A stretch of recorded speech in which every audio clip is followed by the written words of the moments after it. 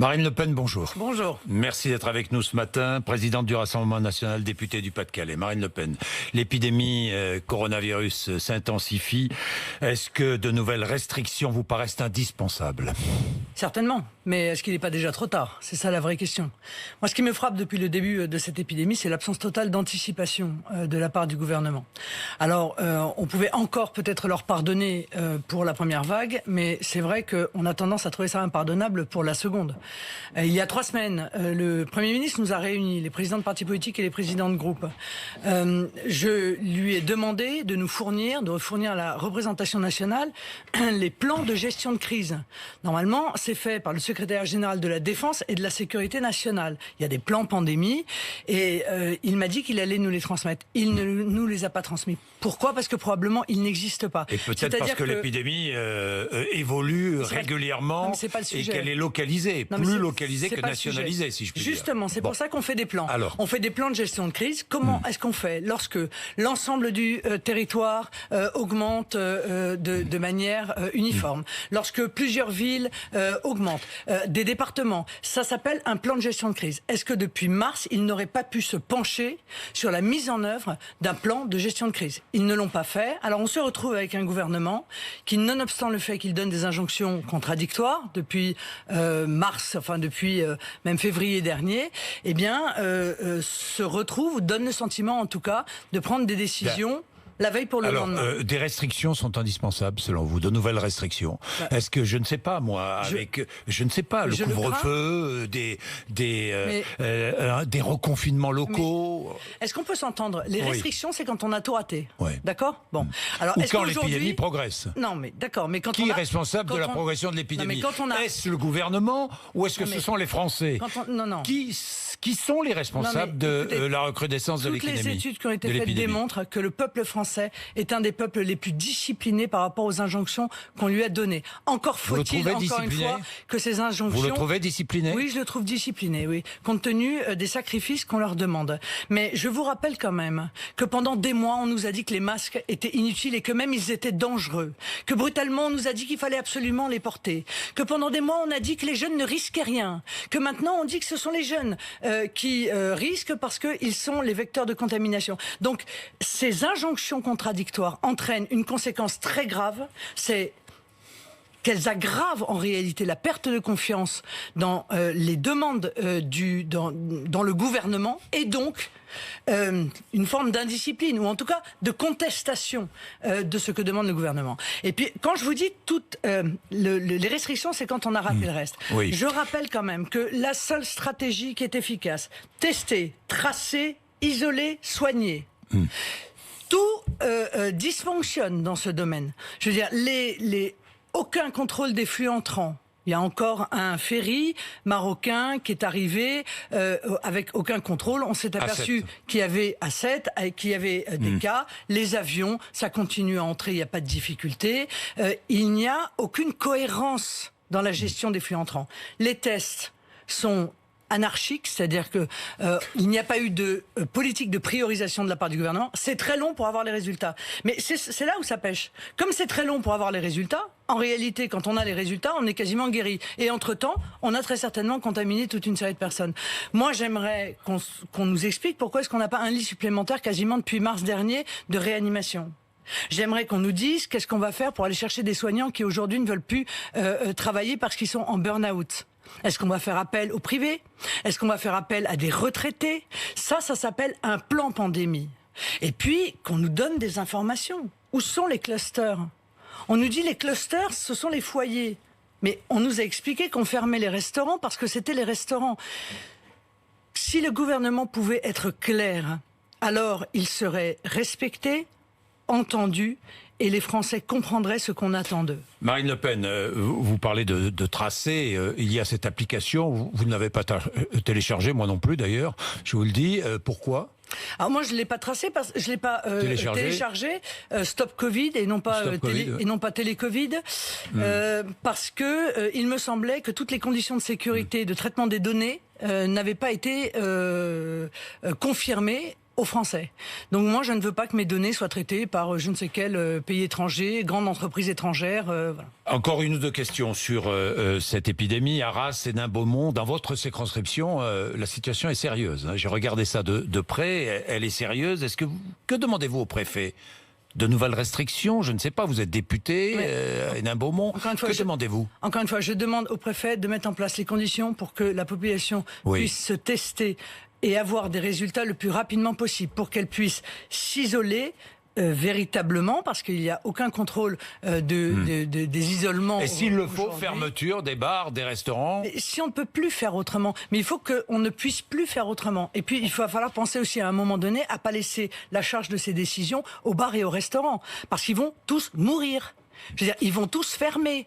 Donc, j'avais proposé, dès le confinement, dès le mois d'avril, de mettre en place un fonds d'aide aux entreprises de moins de 1000 salariés, un fonds de proximité.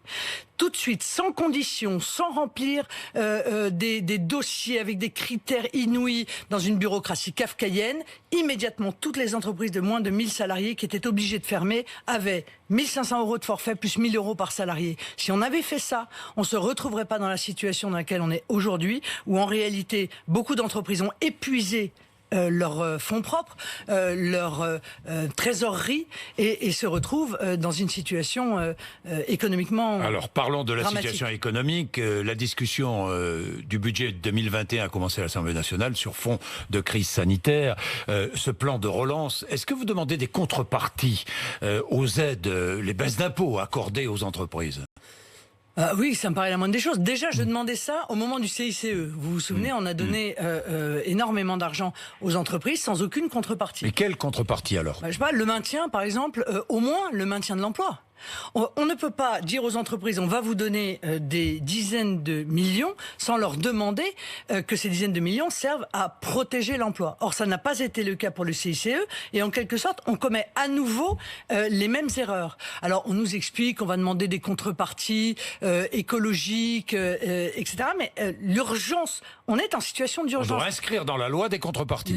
Bien sûr, l'urgence aujourd'hui, c'est de préserver l'emploi. Mais je suis pas dupe, je sais très bien. Et je l'ai dit que ce sont les TPE-PME qui sont le cœur de l'emploi dans notre pays. Donc ce sont elles qui doivent bénéficier de toute l'attention avec du des gouvernement. Contreparties aussi pour les PME, TPE. Oui, mais c'est pas le cas. Je veux dire, Non, mais vous dans le plan demandez de aussi relance, des contreparties pour les PME et TPE. Non, la situation peut être différente en fonction de la taille de l'entreprise. Là, parce qu'il faut que je comprenne. Non, mais demander des contreparties.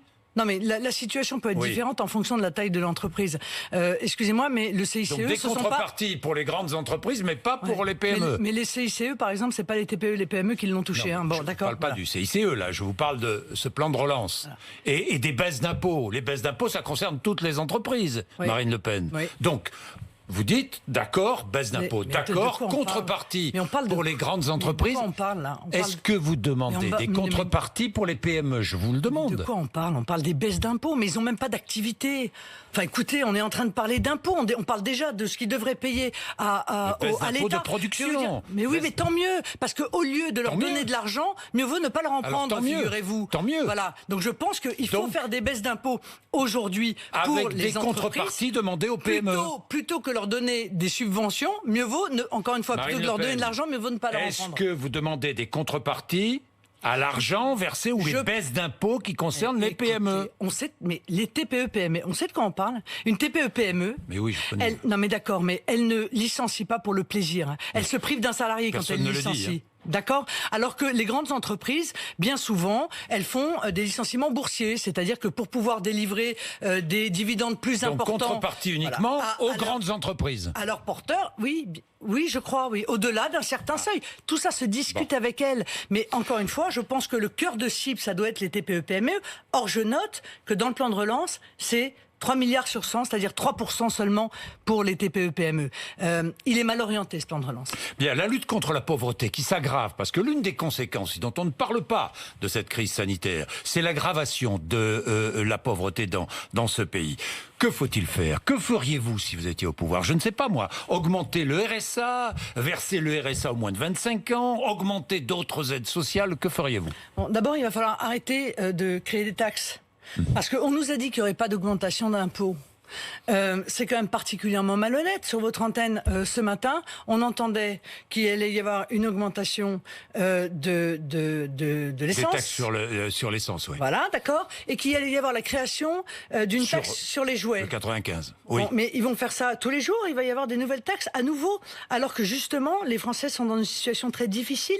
Je suis désolée, mais les taxes sont des impôts. Il faut arrêter de jouer sur les mots. Avec quand même une baisse des prélèvements obligatoires. Donc, est-ce qu'on peut arrêter dans ce budget par rapport au budget précédent et aux années précédentes? Oui, d'accord. Enfin, oui, d'accord. En règle générale, oui. Non, pardon. On va s'y arrêter 2 minutes.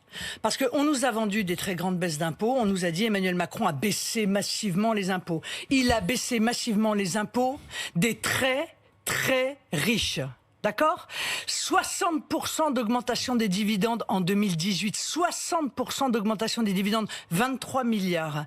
Donc, évidemment, en supprimant l'ISF et en mettant une flat tax, il a avantagé, mais en réalité, une partie minime de la population. Alors, qu'est-ce que je ferai là en urgence ? J'arrêterai toutes les taxes nouvelles qui sont envisagées. Je prononcerai une baisse de l'énergie, du prix de l'électricité, du prix du gaz, du prix de l'essence. C'est-à-dire exactement l'inverse de ce qu'ils Donc font. vous baisseriez les taxes sur les carburants. Je dirais, vous voyez, cette année, ils ont décidé d'augmenter de 5 milliards la contribution à l'Union européenne. Eh bien, je ferai un moratoire sur cette augmentation de la contribution à l'Union européenne, qui, objectivement, pour l'instant, n'en a pas besoin. Et je prendrai ces 5 milliards pour venir en aide aux populations les plus modestes de notre pays. Comment vous augmenteriez le RSA, par exemple ? Les aides sociales, d'autres aides sociales ? Oui, bien sûr, mais il y a 1000 manières de le faire. Vous augmenteriez les aides sociales. Mais je veux dire, Monsieur Bourdin. Non, mais il y a 1000 manières de le faire. De manière provisoire, on peut parfaitement, y compris directement sur la feuille d'impôt, puisque maintenant, permettez-moi de vous dire, mais il y a le prélèvement automatique. Oui, bon, automatique. Et par conséquent, on peut très bien inverser la machine pour aller donner une aide à ceux qui, dans notre pays, sont aujourd'hui en train de basculer ou sont déjà dans la pauvreté. Oui, Marine Le Pen, il y a une mesure qui est très contestée au sein même de votre mouvement, c'est la retraite à 60 ans. Est-ce que vous allez abandonner cette idée ? Écoutez, je lis ça dans les journaux. Oui, je lis ça partout, moi aussi. Ah oui, non, mais c'est étonnant parce que moi, je n'ai jamais entendu quelqu'un dans mes instances venir me demander de supprimer la retraite à 60 ans avec 40 annuités. Je répète toujours avec 40 annuités, pourquoi ?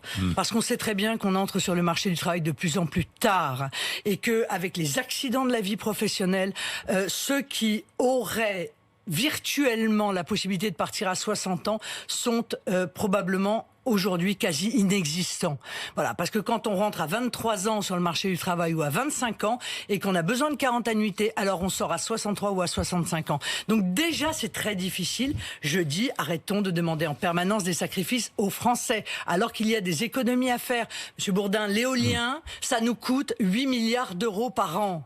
Ça ne fonctionne pas, ça défigure les territoires, c'est épouvantable, ça pose des problèmes de santé publique, peut-être, d'après ce que disent certains, et ça nous coûte une fortune. Bon, je suis navré de vous dire que l'immigration, je sais que c'est un sujet qui parfois est sensible pour vous, mais l'immigration, il faut qu'on l'arrête en situation de crise. Pourquoi sensible pour moi ? Parce que vous réagissez quand non, j'en parle. je réagis. Mais non, je réagis, je veux savoir. Mais Monsieur Bourdin, continuez à accueillir 270 000... Vous dites, il n'y a rien sur l'immigration dans le plan. Oui. Continuer à accueillir 270 000 personnes par an, alors qu'on a 6 millions de chômeurs officiels, si je puis me permettre, 9 millions de pauvres et ça va s'aggraver, que nos hôpitaux sont saturés.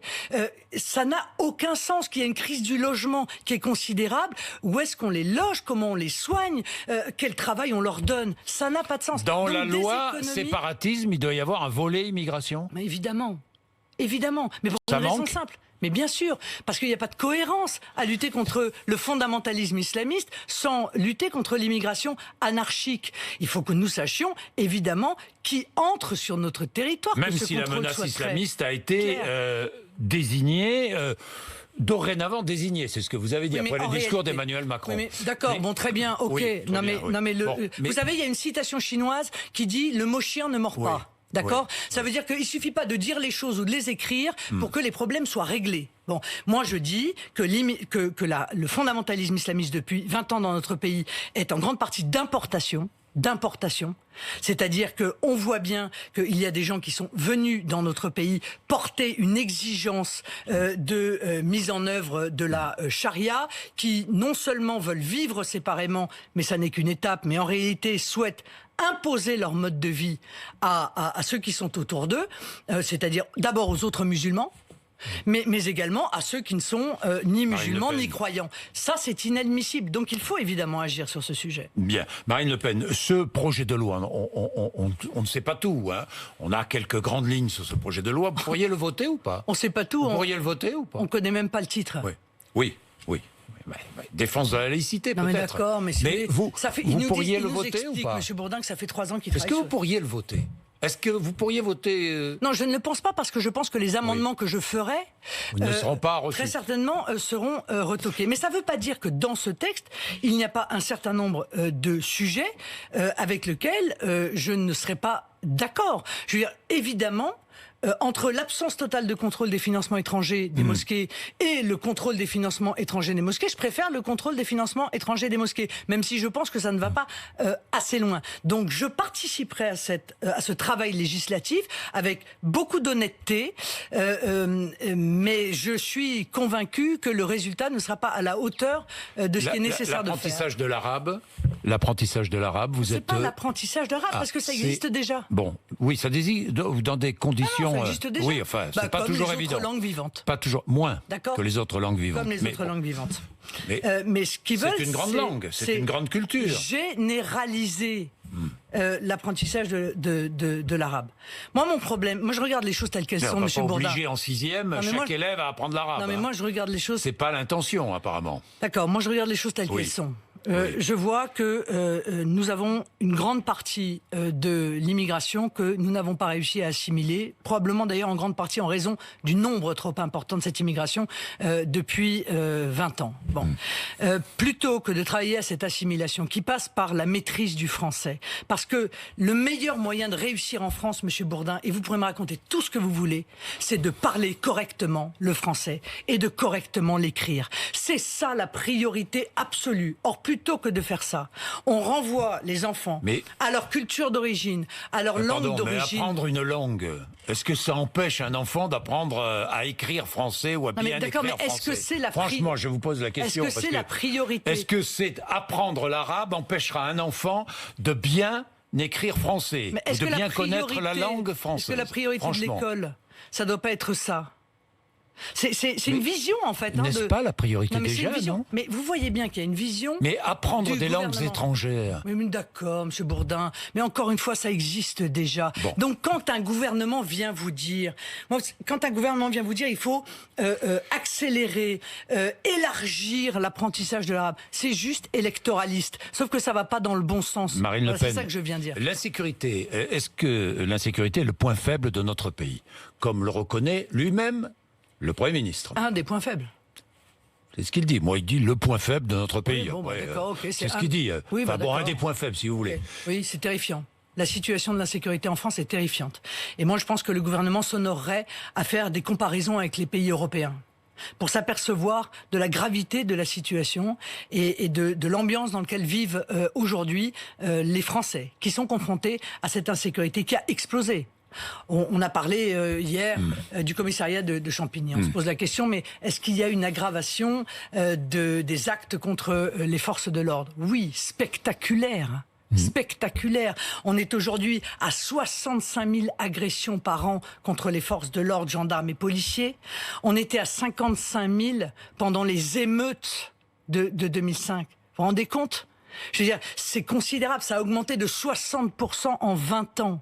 Donc oui, nous payons des années de laxisme, de culture de l'excuse, de Dupond-Moretti, de Christiane j'allais Taubira, vous parler de Dupond-Moretti. Et j'en passe et des meilleurs. Tiens, j'allais vous parler d'Éric Dupond-Moretti, qui a fait cette proposition jeudi dernier, ici même, à votre place. Il dit il faut absolument encadrer ou recadrer les mineurs délinquants ou les jeunes majeurs délinquants avec l'armée. Oui, mais c'est une... Faire appel à l'armée pour les recadrer. Bonne idée ou mauvaise idée? C'est une posture.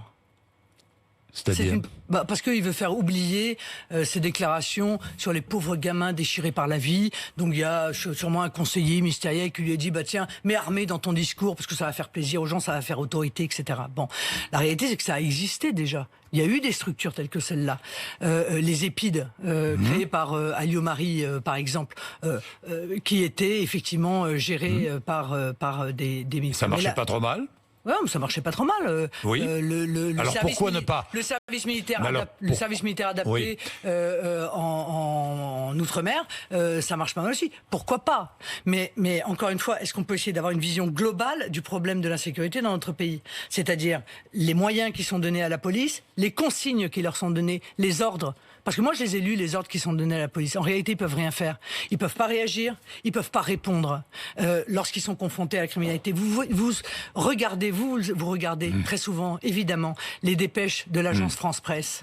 Regardez le nombre de dépêches qui font état d'émeutes et qui terminent par « il n'a été procédé à aucune interpellation ». Comment c'est possible qu'il soit procédé à aucune interpellation à Champigny, alors qu'il y a 40 voyous, 40 délinquants qui viennent attaquer un commissariat au mortier? Réponse du ministre, faut interdire les mortiers. Non mais écoutez, franchement, c'est pas au niveau. Et demain, ils balanceront des frigidaires et on dira faut interdire les frigidaires. C'est quoi le sujet? On voit que c'est pas au niveau. Donc il faut une grande politique. Moi, je peux pas vous la résumer en 3 minutes, mais j'ai fait un livre blanc sur la sécurité de 74 pages. J'appelle les gens à aller le regarder sur le site du Rassemblement national. Mais j'attends toujours le livre blanc qui a été promis en juillet 2019 par le Premier ministre, promis par Monsieur Castaner en octobre, et dont nous n'avons pas vu le début d'un commencement d'une ligne. Marine Le Pen, j'ai 2 questions pour terminer politique. Est-ce que vous allez abandonner la présidence de votre parti? J'y réfléchis pour pouvoir me présenter comme étant la candidate de tous les Français et pas la candidate d'un parti. Vous avez déjà politique. décidé, vous y réfléchissez, vous avez déjà décidé, franchement. J'y réfléchis. Oui. Quand est-ce que vous déciderez? De toute façon, après le prochain congrès, puisque le congrès doit me légitimer en quelque sorte comme candidate à la présidentielle. Ce sont les adhérents qui choisissent. Si vous êtes légitimé, vous abandonnez la présidence. Je verrai. Je n'ai pas encore pris ma décision, mais est-ce que je vous la transmettrai dès que ce sera fait. Est-ce que Nicolas Dupont-Aignan vous a répondu?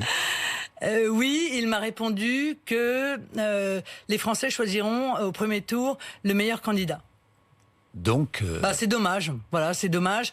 C'est de la perte d'énergie, c'est de la perte de temps, c'est de la perte d'efficacité. Donc voilà, moi j'en appelle à nouveau à lui, à ses troupes, à ses élus, en leur disant écoutez, venez travailler. On peut faire à la présidentielle quelque chose de formidable et donner à nouveau de l'espoir aux Français. Marine Le Pen, merci.